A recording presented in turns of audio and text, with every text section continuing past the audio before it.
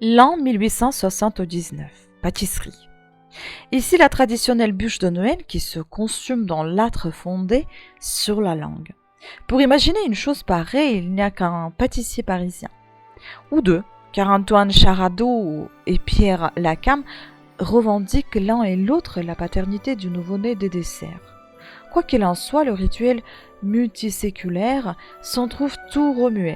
La bûche pâtissière ne dure pas 12 heures, elle ne laisse pas de cendres porte-bonheur, mais c'est un régal. Pour créer l'illusion, on donne l'aspect d'une branche à une tendre génoise roulée et fourrée d'une onctueuse crème au beurre. En peaufinant, on la décorera de houx en pâte d'amande et de mignons champignons en meringue. Bûche éphémère mais qui ressemble aux yeux émerveillés, papilles titillées, gourmandise partagée, le retour à l'enfance fait aussi partie de Noël. Qu'offrir aux étrennes? Le tour de la France par deux enfants, bien sûr. Depuis sa parution il y a 2 ans, le bouche à oreille a fonctionné, les instituteurs ne jurent que par lui. Les parents sont conquis, les enfants ravis, c'est le cadeau idéal pour nos chères têtes blondes. Et l'avenir le confirmera avec 400 rééditions. L'an 1880, école.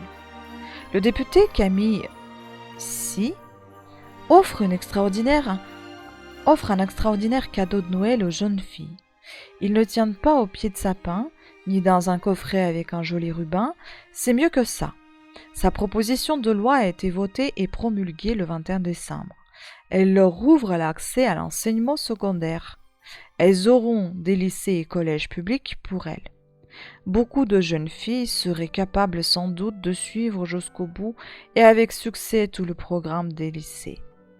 Mais il ne s'agit pas de leur donner toutes les connaissances qu'elles sont aptes à acquérir, il faut choisir ce que peut leur être le plus utile, insister sur ce qui convient le mieux à la nature de leur esprit et à leurs futures conditions de mère de famille.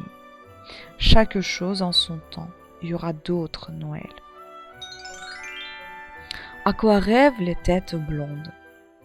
Car cette nuit, Jésus va naître, et pour fêter ce grand bonheur, dans les souliers, il viendra mettre ce que l'on demande au Seigneur, des pralines, des confitures, des chalets d'heures de chez Giroud, soldats, pantins, sable, voitures, c'est au choix, parmi les joujoux.